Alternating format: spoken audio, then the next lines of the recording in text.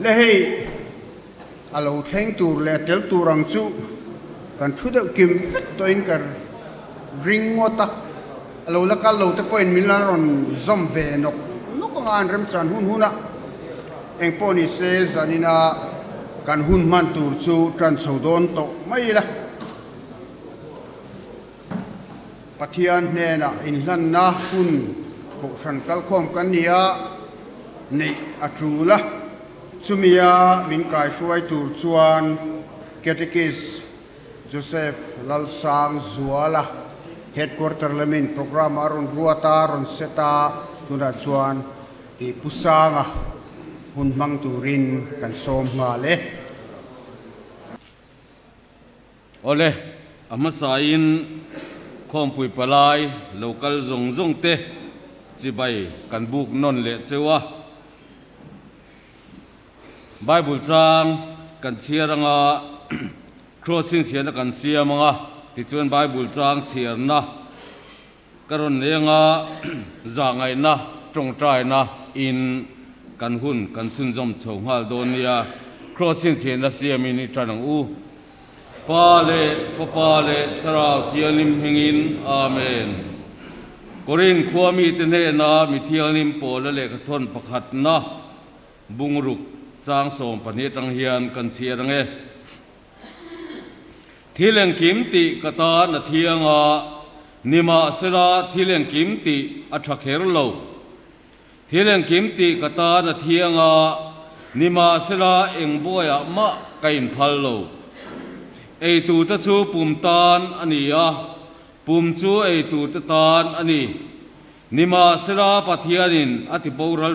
ve don taksa hi in ngai nan ani lova lalpa tan ani zoke lalpa po chu taksatan ani tin pathianin lalpa chu kai thova keini po thilti theinain min kai tho ve bokang in taksa chu Krista pengte ani ti infelovem ni Krista pengte chu lak sakin no ti zuar penga te kan siam donem ni le nai love ani le no ti zuar zom chu amanen pumkhat ani ti infelovem ni le an panin ti sa pumkhat ani to lowang atisia lalpa zomero chu amanen tharau pumkhat anni in ngai hi tan san ro mi hring thil suati tin reng hi taksapon nama ani mi ngai mang ero chuan ama taksa chunga thil sual ati ani le in taksa chu in chunga om pathian ne na tanga in mu tharau thianglim temple ani ti in felwab ni le mani tapo in nilawa manale ini to sin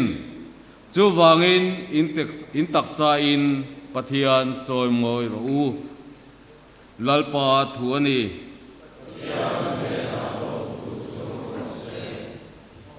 kan zabai in dingila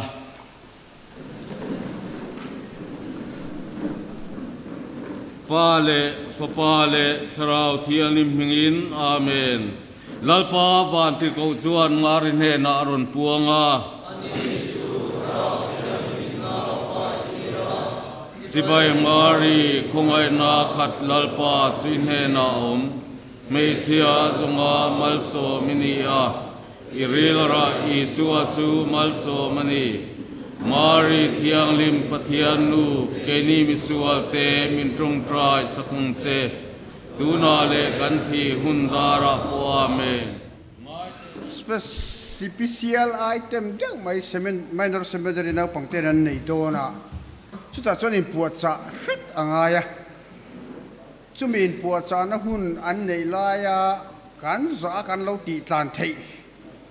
la sain pathian fak na hun kan bang mayanga kan labuami la number som thum pakhat nakha karon thanga seminary so khanin puacha nga ya kemani tual chungami rakhwai thiam ho te khanin tha kan lo ngai huna chuan e khongai lo thak mai teu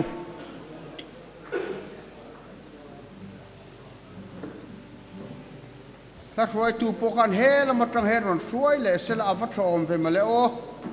ส่วน minor seminary นะ specialite มันในโซเฮียนินปลายลมนะ Father John โจดูสางะเลตีคอมมิชนากันเขาตูเบรินอีปลายลมนะทูเลลาสวยน่ารอนในโดนามินลมทัดลางฟิกตูระงายินไปเสนสังตักเนนเราทีร์พตังโอตัวน่ะล้านนับสมทุมประคัดนะคะสหวัง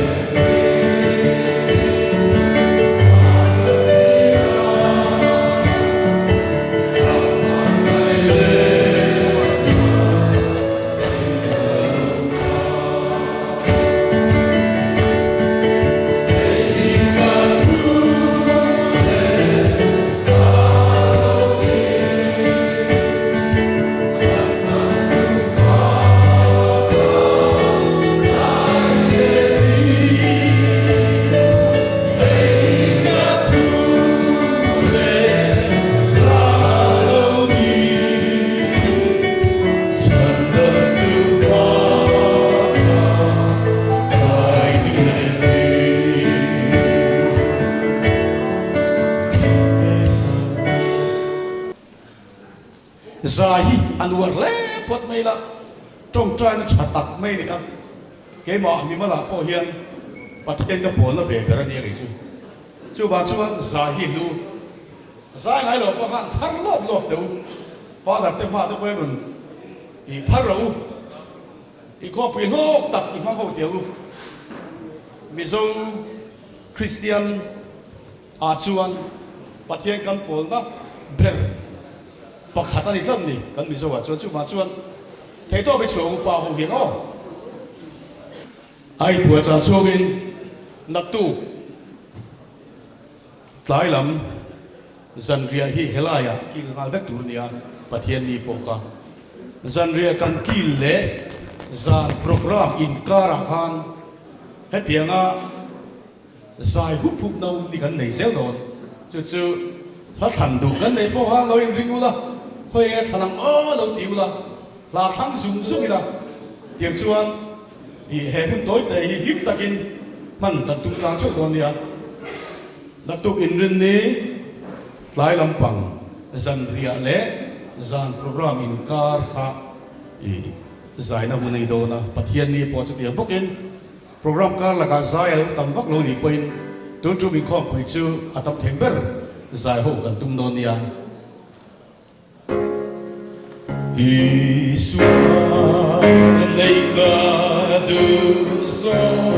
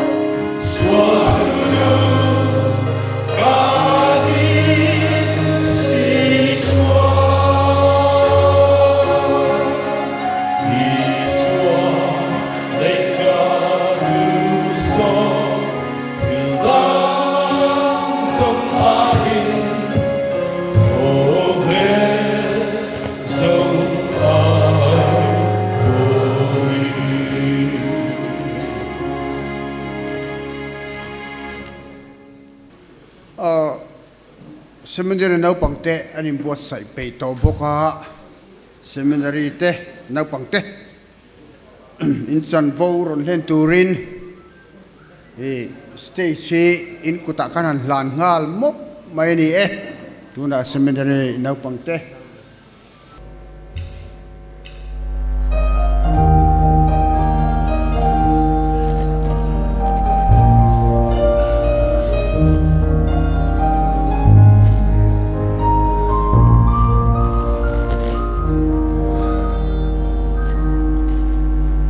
không ai không rồi đi rong bò làm qua cắt suy cùng ngom lên hoa đam sáng được bom chi cùng hoa đam lên chỉ in chuối đi từ bò bia đi in nông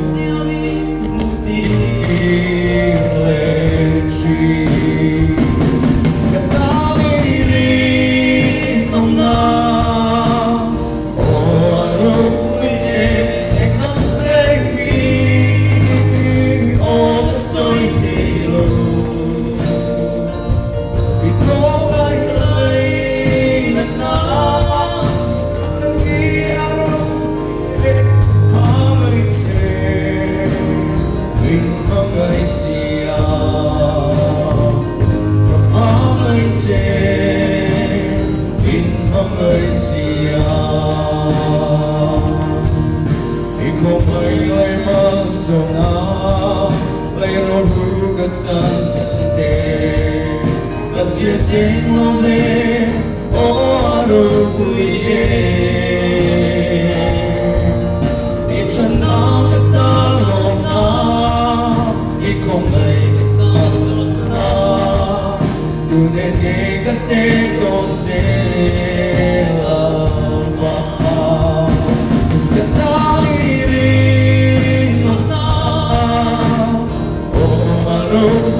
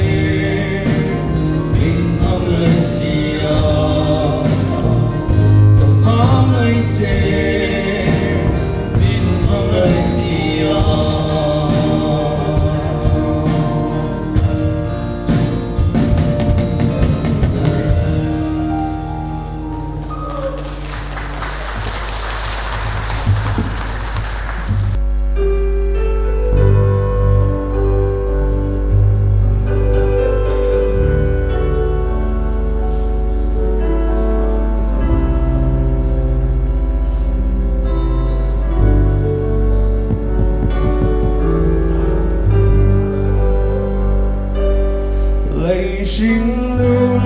xoan lên có véo cất trên trên tay khá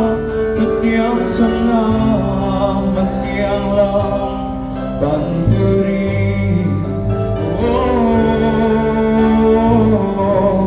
lời xoan cất sơ ta anh kim đăng hai áo gió chu ta cần đi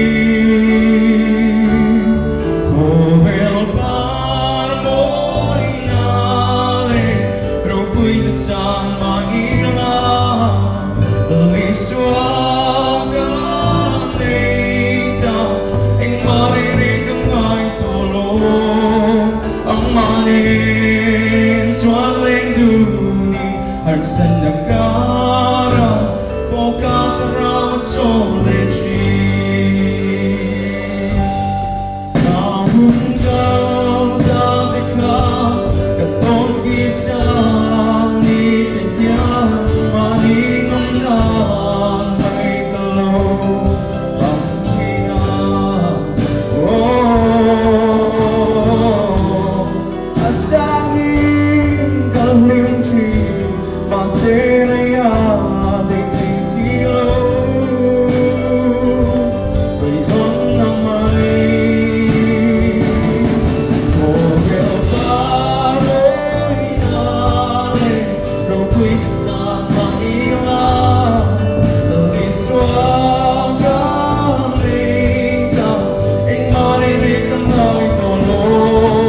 Ang anit sualing guni Arsan nagkara Buka karaw trong lechi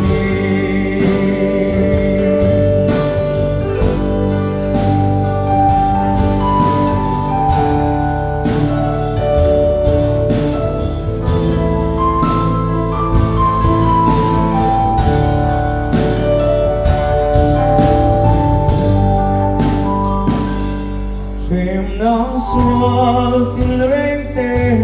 đồ bên turin căng hùng nhá chẳng na tên này to lovin chào mà se chẳng lâu tê ta chẳng na mà na Krista cần nên ta cái sáng lưu vang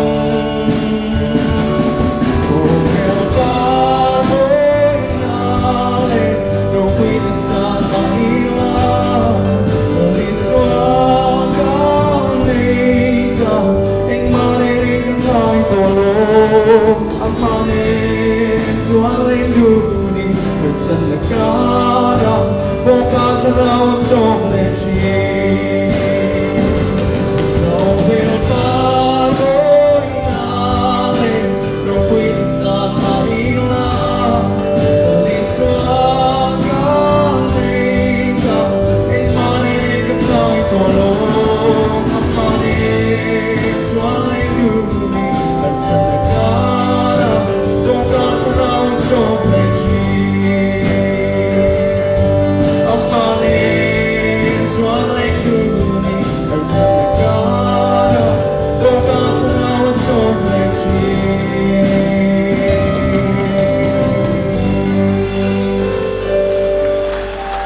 Alam Seminarians te an zai thiam na roi seminarians te le seminarians ti ngot chuan akimia lo maya an ma ani kai hruai tu director atel reng maya khatiangan practice na tura khan ti chuan seminarians te chunga le seminary director Father John Zodu sanga chunga kan lom tak meu ani chuan Father John he Lady Commissioner Secretary ania ni he CMP khai tu lian ber ani chumi chuan chumi chu lom welcome lom na thu sei tu rin kan som zui mai do na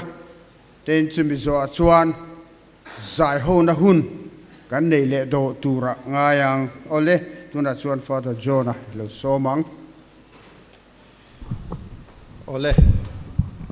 kan program min kai roi saktu pudavita te hele palai in khom pui chim tura local zong zong te Krista mingin ama sain chi bai vek ule hey voi ni nan in khom pui chu kanan nei chhole ren to don maya i ap rom le in ka ria i karin ai le be se ai takin i member te pokan phura tun truma po hian member tam theyang ber i kan kal theu ni in alang dona alom om kati em mani lo thleng mek te anom zelanga chutiang tan te po chuan i enge i lo lom na thu kha kan soi ni box sela i ama sabera chuan kan bishop duom tak mai most reverend Stephen Rotluanga tuna hian aron kal meka aron thang meka naktuk lama te chuan program atir tangin min tel pui thei to tura ngai la in khom pui ma sa po khan kan bishop kha atir tang azan tir tang khan ya thu ve char ha top thleng khan min om puya ani hian in min ngai sak thin em maya I tuna kan zinga om chia lo ma se kan lo lom ni se la ti chuan kan father te kan zinga an om chu boka father parish priest father Andrew Albiak fela kan zinga om boka kolasi parish priest ania ani kai hruain hnuai hian zo takin tling takin hei min lo thleng don ania achunga le parish mi pui zong zong te chunga kan lom em ma welcome ngai chi alo ma se kan lo welcome ve reng ni te se ti chuan father te kan zingan oma father James kan shreveka 2 min soi saktu turania St Thomas parish priest kan zinga omboka thupui min han soi sakla kan han ti khan nial mi alowin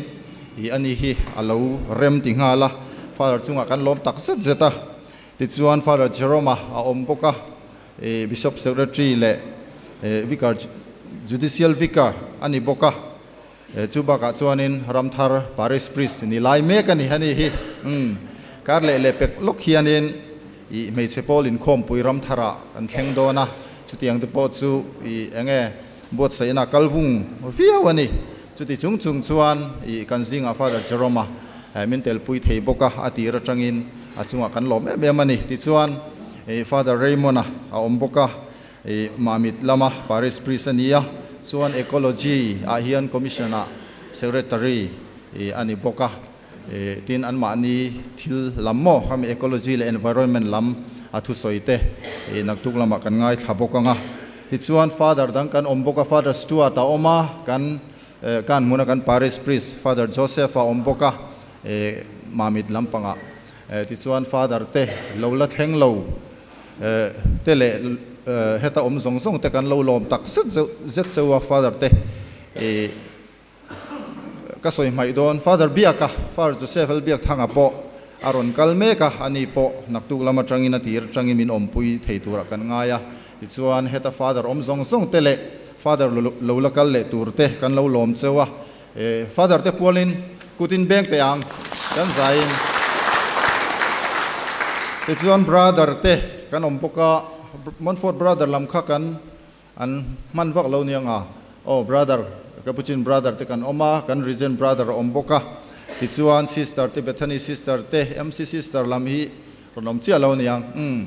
sister te pokan lo lom chewa brother te he program a hianin lim le lom taka mang turin kan du sak cheu ani ti chuan kan leiti ob te hi han in melshia tir kan in melshia vek thawanga maro chu zanina hianin han soive reng ka tua leiti ob te kan chairman kha khonge pudenga kha puje deng dai lova helama hian oma han ding zoila kan chairman an ya leiti lama chuan kan vice chairman a hen pupiter laltlan zawa putlana helama hian ani boka chuan secretary a pu Joseph si than tluanga pu Joseph ania ti chuan assistant secretary a hian pulinas lalming moya ani hi damlo na wang ron kal theilo hlo meya ani hi kan trong trai saka ti chuan pu marka la sang lena kan treasurer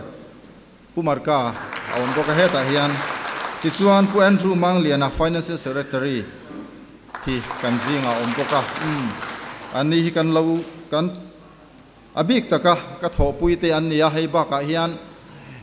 executive member te kan om le a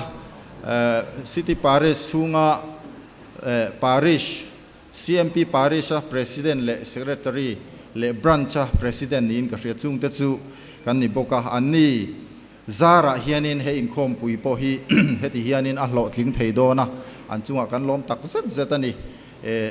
meeting voi engamo zat kan neya thale tui ngai tuana kan seng na sem ema hemi hlo tlin theinan hian suwang chuanin he in khom pui alo hlo tlin theina hi an ma ni wang leu ani ti kha kan soi chuak ve du shrim ani ti chuan I parish le branch sang kan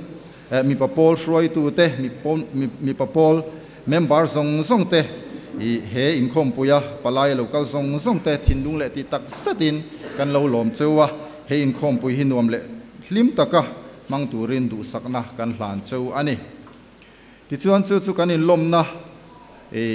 chu ni mai sela thil dang han soitel lok ka duwa hei kan in khom pui tun trum kan in khom pui hi voi ni na nia apoi mo khop maya a chan chu he in khom pui atang hianin kan rom han angin diocese mi papol din chho ani to dona chu programa alan angkhanin pathian ni chanulama bishop in DCMP adin thu min puan sakanga tin dan bu tlang sarna po kan nenga chu wangin he in khom pui hi DCMP diocese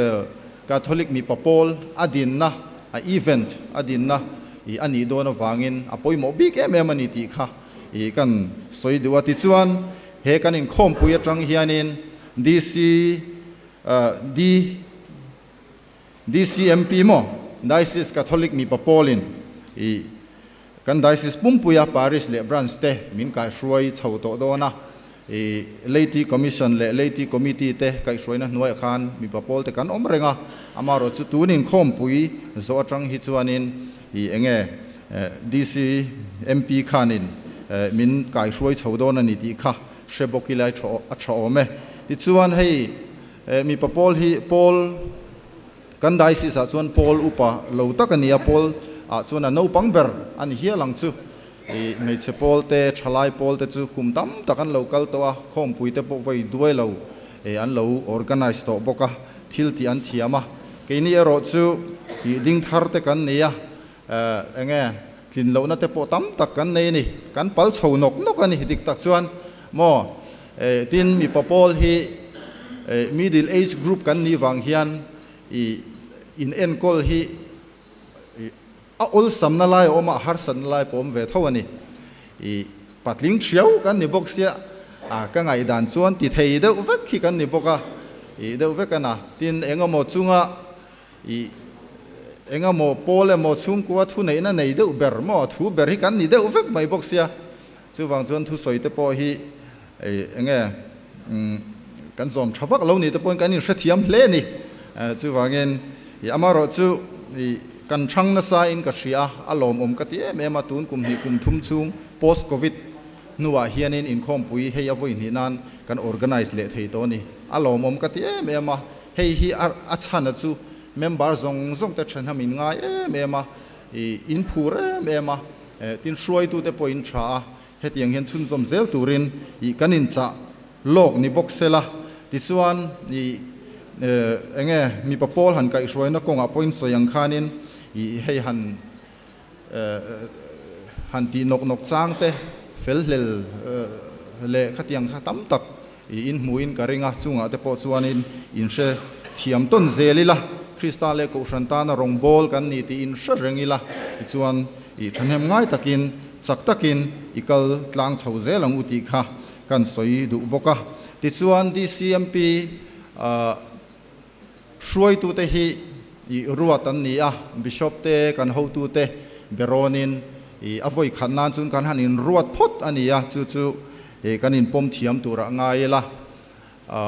avoi khanna atanga hanin thlan ringot mai chu ale lama chuan mi te kan in la in chiang chi alova enge a thaber ngam ti te po hi ril ruwa om wangin bishop te beron chungin aruatin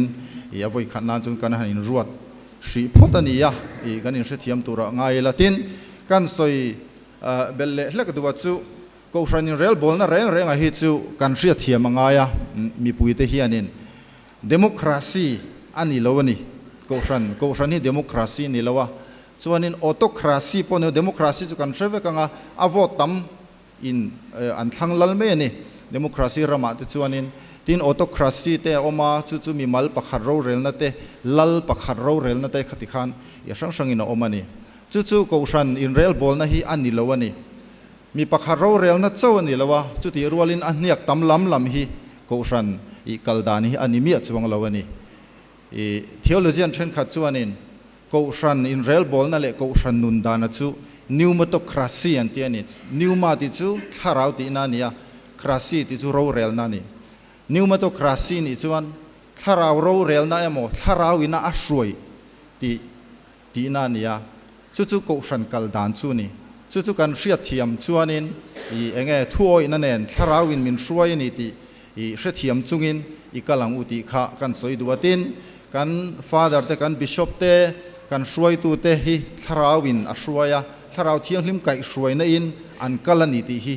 I ringa mangu chutianga kan rin ngam phot chuan kan pola chakanga kan ko hran hi a chak zual deuh don ani chuti rual chuan hruai tu te ho tu te father te po kan ni fekang chu tharau thianghlim hruai tura kan in pek thiam le tharau thianghlimina a man tu le tharau thianghlimina a hruai ngama kan omangai ani tharau thianghlim do dala kan omero chuan hruai tu tha kan ni ngai chuang lo ni chuwang chun le lam le lama apoimo ani chuwangin ko hranin kai hruaina chu democracy ni lawa autocracy po ni lawa pneumocracy tharau ina hruai tharau ro rel na ni ti hi zanina hian mi popol ten atharin isarang u ti chuan I adang le chuanin in khom puya hianin ro rel kha then kha chuanin I nei kha kan han ti deuh sapsapa amaro chu agenda ang tak le khatiang kha ala om thei chi alo a chan chu Leiti Commission Leiti Committee DLC min la en kol tlat wang hian eng ang point agenda nein ro rel taila DCMP adin chhole si kha chuanin heta kan ro rel na kha I eng ma lo kha ani thei tlat wangin I chu khom pui ro rel po hi I tun trup chui nei lo photila kan tia amai ro chu I arang theyang berin kumte lo tharsela ta chuan general meeting kan tia kan dan bu apo khani nei insia ka ta chuanin dan bu te kha lo I kan release nuwa kan ti chuak anga branch din te khanin enge abik takin hruai tu te khanin zir chiang ila en chiang ila chu ta khanin I general meeting tia omani chu kum khata atul chuan kum khata voi khat I tal ko ni se ti ania ta chuan general meeting a chuan kanin kowanga chu ta chuanin I mi popol ming ang tak khan kan kal chhawanga ti chuanin I enge in khom pui le tur chung chang te po kan la rel chhole don ani chuwang chuanin kha I enge mi popol member ten min lo hriat sak ula ka du ani ti chuanin a top bera chuanin thutlip nan kan soi du chu I kan thu pui father min soi sak dona aro pui khop meya I ram lo thleng ro se ti ani pathian ram lo thleng turin pathian ram he khowela thleng turin nangle ke mi popol member te hi at hok tu te kan ni ti hi kan in hriat angai ni thil ro pui tak thleng tur chuan thil ho te tangin step khat te tangin thil ro pui tak a thleng thin ani ko hran lo in din chhodan te hi kan ngai tu thinem ko hran history hi Isua din ani kan tia Isua hun lai kha chuanin tu manan hrelo ni tro mi nan hria ma se an thia khatiang nuwa enga thole nuwa po azir tir le khatiang Christian ma sa te kha chu lo nei mi te sanghaman tu te mi re thei tak om khom te khan ni khang ho kha an ho lu tu ka ni ti mayang ma se pathian in a hruaya tharau in a hruaya voini kumsang ni le som ni le palia chuan khowela sa khuana dar zau ber khowela sa khuana lian ber alo ni to ni atira aron chor chuadan chu hawasin Nazaret langwal khen be kha mai khani mase voini a chuanin kha Nazaret langwal ring tu kha he khowela hin an tam beren sa khuana chun ama Isu ange in a soini engtin pathian ram lo thlen dan le pathian ram lo than dan kha soini an tram chi le ya an thea le tha atla kha chi a zonga zona te bera ma se aron chora aron thang liana ra aron chua savaten buan chepa ti chuan ra tam takina chua then kha tu somthum te somruk te za te in ra chua te ni chu pathian ram lo than dan le ko hran lo than chhodan ani atira chuan holu tukani chu entir nan I ko hran history hi I en lo thina u ngai tu thina u apanina I entir na ka soile du so ka chu Mother Teresa Paul te hi Mother Teresa kha Loreto convent atanga kalkat Loreto convent atanga Paul din tura chuak hanin chenga ba ka hum chuak lawan te ni akuta chenga ba ka om lo ni chu sang khale zakwa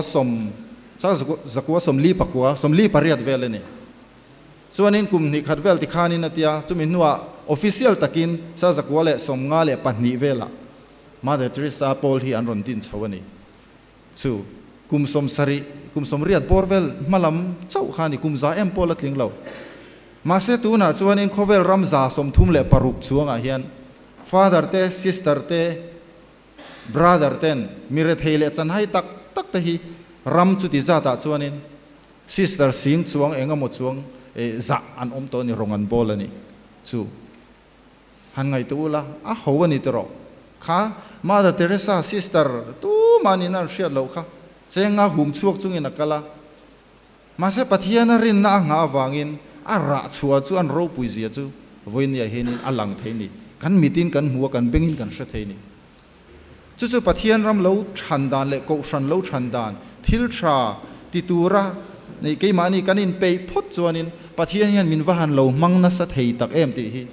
mi papol te hian zanina I hre tharang mi papol lo din dan te po ho te ni mai thei kolasi pa kan khom sang ni le som ni le palia kan lo in khom pui ve bek kan tianga kan la thir le tam ma se heta tang hian thil ro pui ta ka chuak thei ni chumi tur chuan ke mani kanin honangai tharawa kanin honangai tharau manata na kanin hon hiangai ni ti kha shreila mi papol I enge in khom pui tura local zong te du sakna kan hlan chewa he in khom pui atang hian he in khom pui hian ke mani thawa ra tha chu se ti hi kan du tak set zetani ka trong trai na po ni I trong trai ang u tin in khom pui chu eng tin nge thujung hluya po kan mun in khom pui ta ko ula pathian fakin zai ro jubilee te lom ro min tiani chumi chu voin ni thleng hian ke ni christian te chon in khom pui te kan nei thina ni a he zong in a mo eng tin a mo zonga khatiang ringot lam ringot ngai to lawin tharau lampang kan har tharna tur le tharau lama kan thanna tura he in khom pui hi buat sai kan ni chu kan hriat reng ngai biak zin kan ni kada kis buat a khom mo article thade mai kharon aron ziaka he in khom pui hi biak zin na ni pilgrimage ni chu shrang u chu wangin trong china nen in hlani la he mi papol in khom pui hian ra thatak lo chuaro se ti kha kan soidu ani I chuan member zong te CMP member local zong te kan lo lom le effect chewa he in khom pui hi tluang tak le hlim le lom taka mang turin du sakna kan hlan cheu ani kalome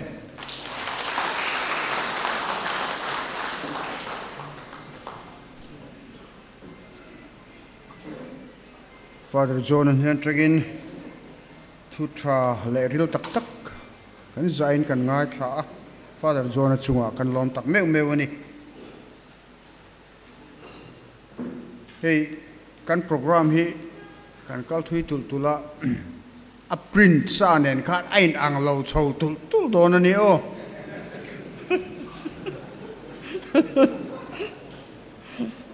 nè kong le lapang chuan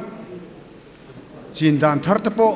ani chho pa form ve mai tura te po khan ngai ila men ti za wo phot mai la CMP kan ni mia wa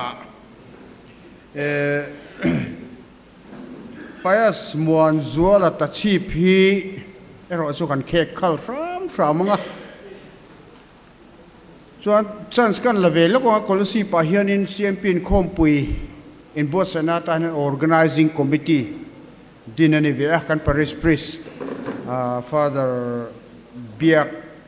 fela nuai a hian chung te chukan an ming an mani pon om tura chung ka nga ya an lo om rem cha ani chuan an nom huna han lo ding mai sela in mel fiat tir in mel fiat ton na atan po athangi ke hi David thang thua makadia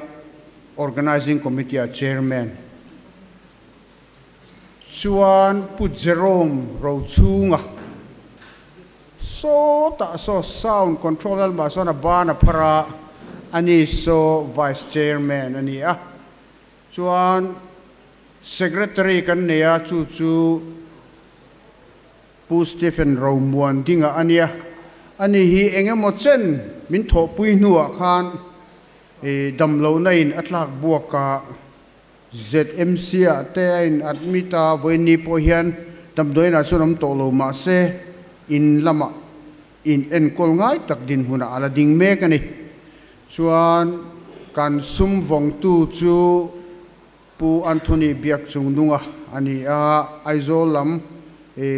kulikon lam pheka so ne mer khiat viau ka ring chuan kan sum vong tu hi financial secretary pu Jerome lal zo na nia aum lo ania ani hi kan ko sana po mi tangkai ani chuan joint secretary sa hian pu Dominic Crosby omem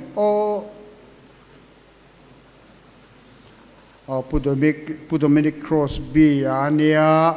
chuan joint secretary pathum kan ne apani le na chu pu Rafael Herliana ania so ta so adinga abana pharwa va pakhat le kha pu Rafael la ania la kan tia omem so ta so dinga ni po khang zong kha amo purna han la ati chu kan ni mo purna ko thanina abel la te chu kan ni amaro chu keni IRM sia thopui tam tak kan ne ya chungte zara chon hein khom pui hi tuang takin hian voini thleng hian pathian kai huana zara ni bok chungin ni kan in pal thleng chho ve ani ti chuan hei kan program sheet top na berami kha chu change oi mia lo turani to wangin pui thiam mal som na kha em kha chu change chia angai theimia to lowa chumia min mal som na min petur chuan Father Jerome secretary lian hi in nga nan kan mangtang don nia ti chuan le tuna chuan Bethany candidate te kan ko chuak dona anni hi sister party khanin ron soifia sa thang engeng mo introduction sister party lo somang soifia torwa kong chuang pon ka selawa hei kan candidate te hi state sanami an nia mizo an lawa kumina hian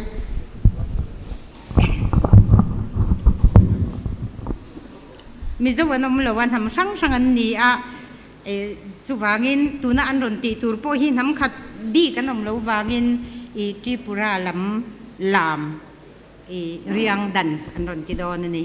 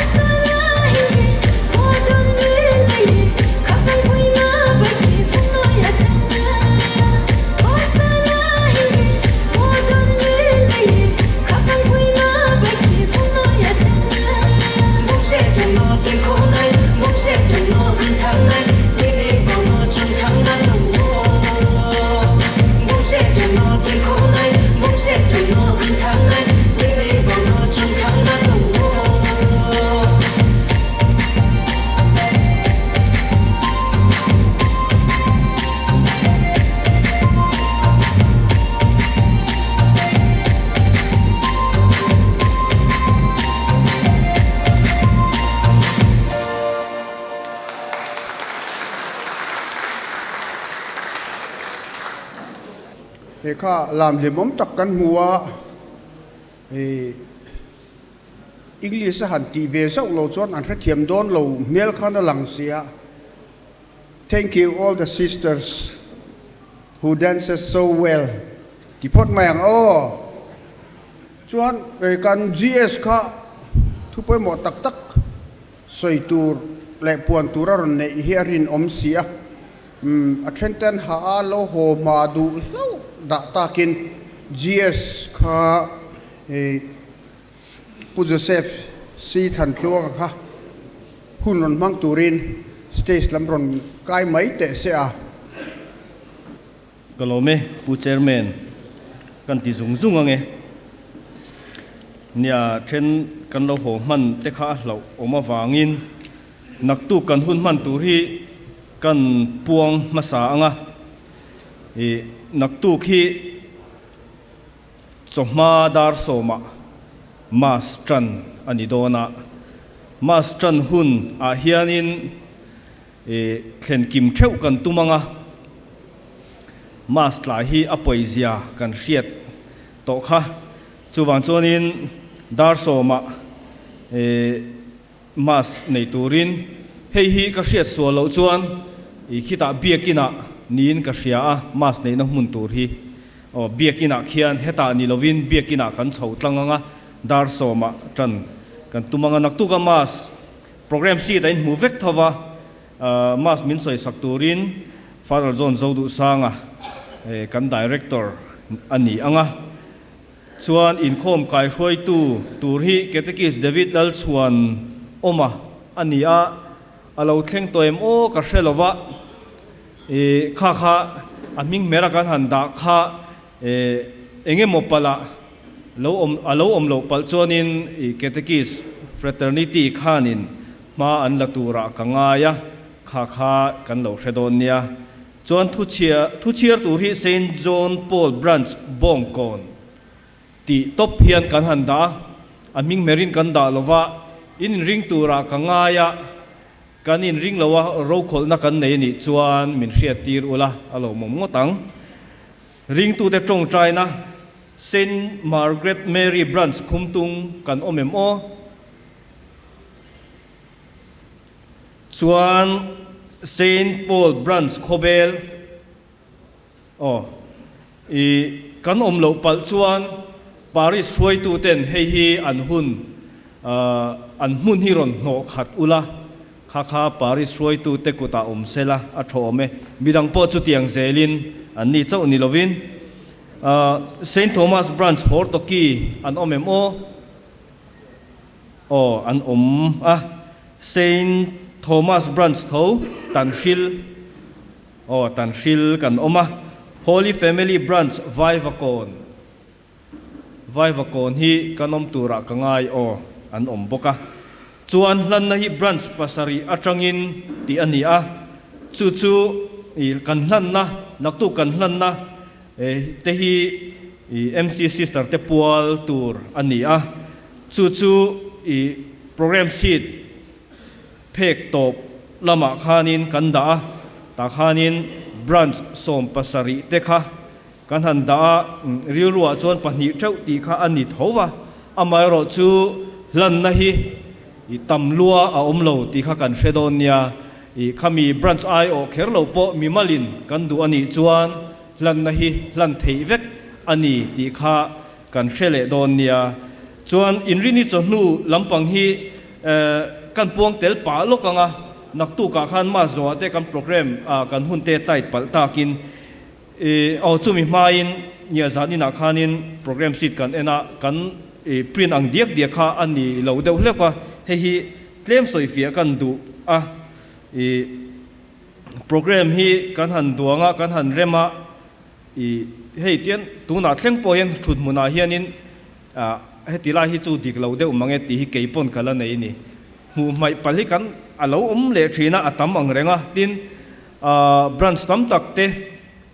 ที่ประตูปินินเฮไอเทมที่เราทิ้งตัวเรนอินเบียตั้มจอก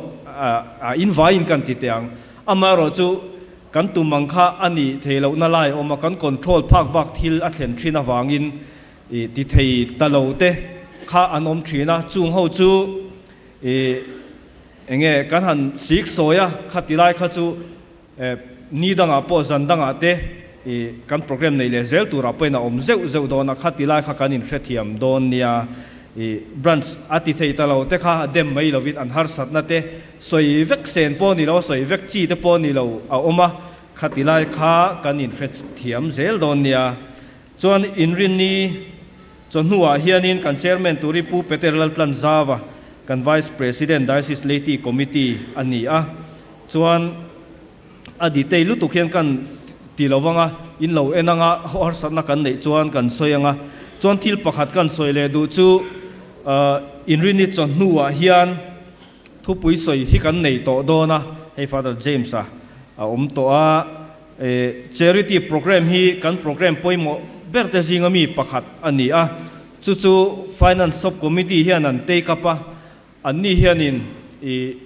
kan pek tur zong te hetilai a thleng tu organizing committee tenen trang hovin in beronin ruam manna an neya anni khanin ruam manna te kha puan ngai te omani chuan naktu ka program tran kami boipui hun tu rakha anon puang thei mai tura kangaya engemo a member pani khat lekal theite ani lo mai theya bungro then khatte han thiar te ngai do na kha chu ro mana fel fai ta kan nei to in ka hria a chu an kuta khan om sela in tho khom kan tho khom te kha mi tran puinan tunin khom pui chung hian kan mang don ani kha kan program poimo tak pakhat ani a chona ba khi chu kan puang hri lo mai anga khami zong kha zanina kan puan theile kanom dan tur ani a apoi mo bera chuan ho hun wong ti kang u chuan zai ho kan du tam boka zai ho te kha kan nei tam thei don in alanga hun kan von dik chuan kha kan mo phurna liao ani ti kha kan hre thar le don nia kalome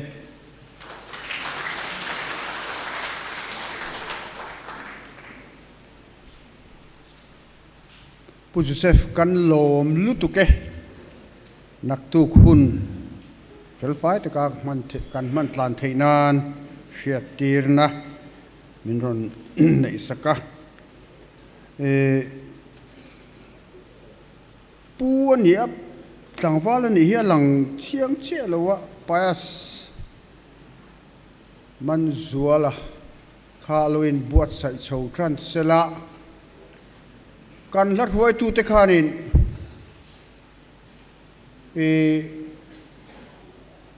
payasa program zo hian hla zai ho na kha nei leila ain pe ang chen ni mai to te se chumi zai ho na program nei zai ho na kan nei zo chuan heta kan program hi kan khar chun zom chho to mai don tura nga yang ole tu na chuan payas Manzuala St. Peter's branch ta chief kan some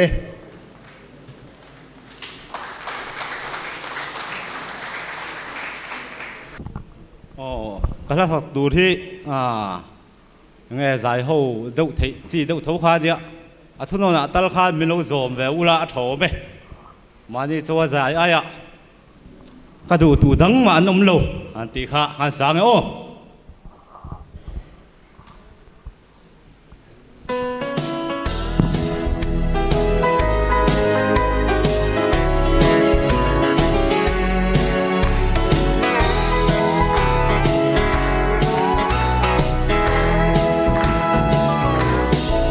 Open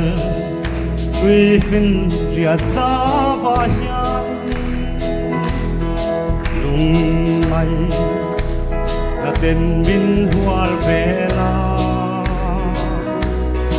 o min kairo ka chandam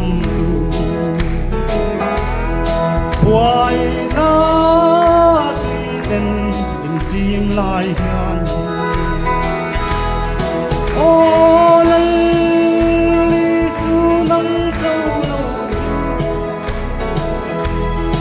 Bala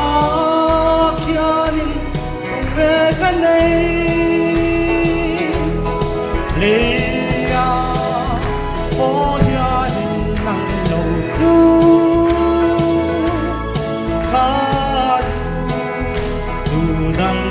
manom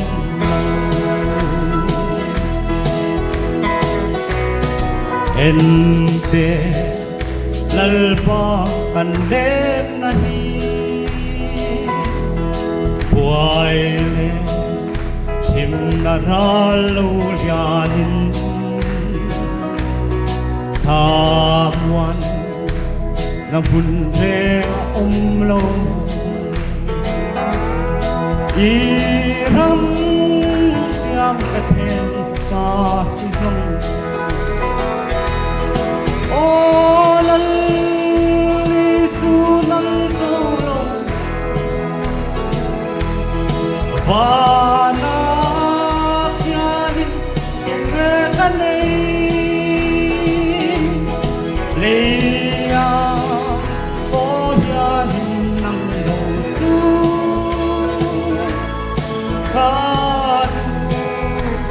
udang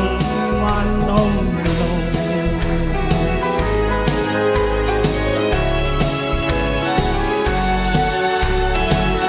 lâu về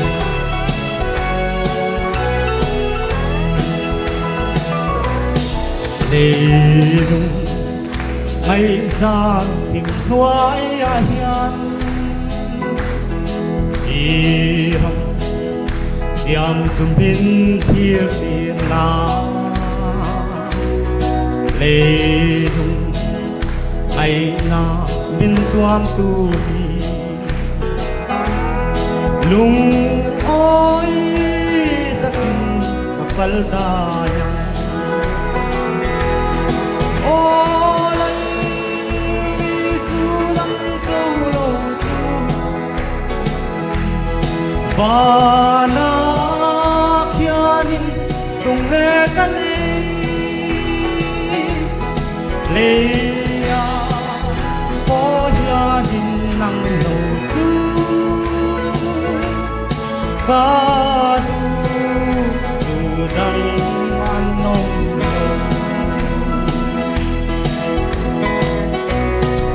ente lalpa kandem nahi buaile him nadalo yanin thamwan namun umlo iram tiam kathen ma hisong olal sulang cholo chu vana kyanin tunge kanei leya moyanin nang lo chu kadu sudang manom kadu sudang manom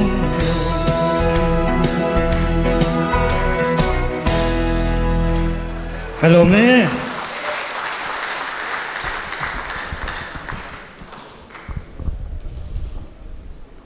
pupasa kan lo me zai thiam poka tun ma solampang in kholampanga ka kalve thin lai tuai tit kon kapal tlang ve lai thin te ka ra chuak rum maya lo mo me nia pu je ku ta he kan in ngat le phut mai nga la an thlang se la helam ten ron suai se kan zai ho zo hian e helai in kom program mal som nam in trin turin Father Jerome kan som sing han mai to don nia lên dài ôm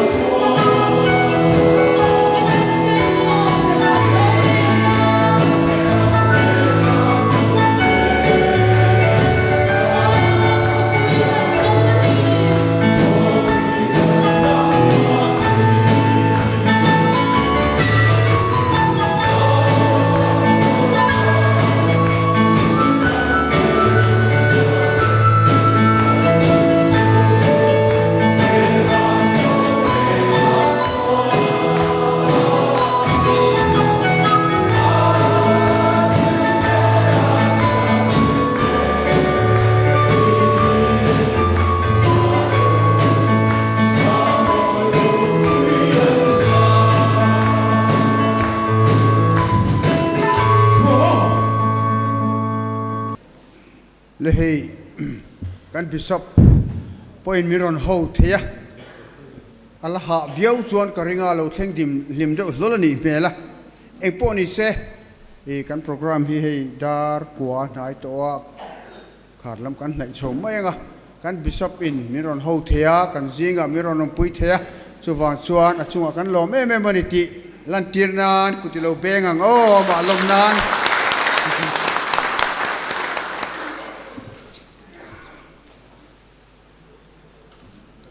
puan tur toy te oma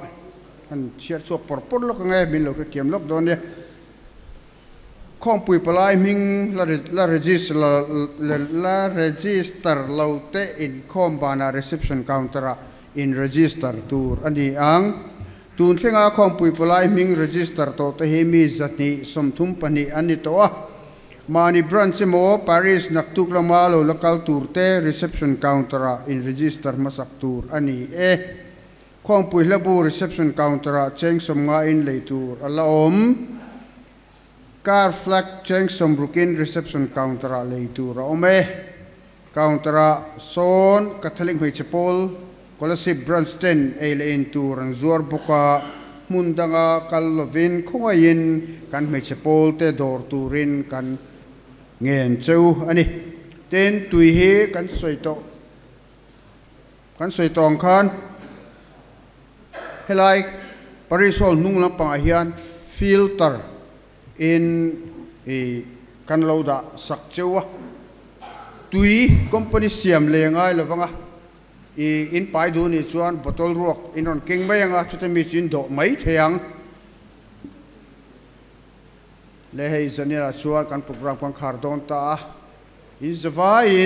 in chunga kan lo welcome rual cho in lo kala kolosip khonwam lo te a kan paris mun a helai mun nuam lo ve tak mai a hian hlim le lom takin min ron ngani min ron tloa ti la min ron tlen chila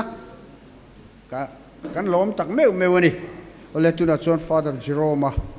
hen khom khartur hian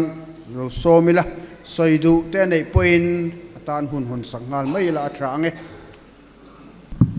la kan zain dingila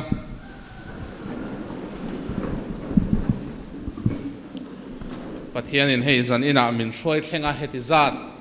naktu ka te local tur an ombokin arin oma atuk le ate poron kal tur an om thorin oma antan zanina kan ngen sakanga tin hei kan thu pui sei tur te thu sei tur le item nei tur zong te po lalpan tharaw min shroi theu theinan te tin he in khom pui hi mitinin tharaw lama lalpa lama hnai le zol na te ko thana thanhem ngai le zol na na kan man theinan kan dil don nia pathian mai ku nang u vana kan pathian min mangaya min venga min en kol tu nang chuan mi papol te ahun taka i tharau thiang hem kai shroi nam hangin ron tho chuak turin mizoram tlang rama nge hian nangin i tharawin min shruaya lalpa kan malama mabak tam taka om lai hian kan thlen china kan loma chuti rual chuan kan mabak tur te kan hu in achang chon zam na te tin mani in sit na te po ominarin oma heng zong hinang ma kal tlanga thataka kan ti theina zok turin nangin wai sen na min pela kan du'a tunin khompui kan channa hian nangin mun hla tak taka tangin min ron hruai khoma tuang taka hetilai mun kan thlen thei awang hin kan lom em a he kan in khompui chung hian thil tam taka thleng theia amai ro chun nang ma ro puina na thileng kim lo thleng te kan pom thian thei nan te tin nang ma hual him na kan ni zel nan ikuta kan in hlan bokani tin zanina te kan mun huna te thamong taka kan mut nan le naktu ka kan program te thataka kan ti theina nangin min hruai la tin hruai tu te headline huna organizer te engkima boy em kong sang boy sang te polal pa kan serenga he in khompui hlo thlin na thok tu tam tak te po an tha ti chak thar zelin lalpa heng khom pui hlot lin nan hian mal som ze lang che chung chui fa pai so Krista mingin kan di le lalpa chin hne nom ro se pathian thileng kim ti thei pa le fa pa le tharau thiang him chuan mal som cheu ro se o Yesu thin lung thiang him ber o Yesu thin lung thiang him ber o Yesu thin lung thiang him ber Mari thiang him Christian te tran pui tu mi thiang him Josepha ro pui na chu pa le fa pa le tharau thiang him hne nom ro se ati rom angin tu na le chatuanin amen pa le fa pa le tharau thiang him mingin amen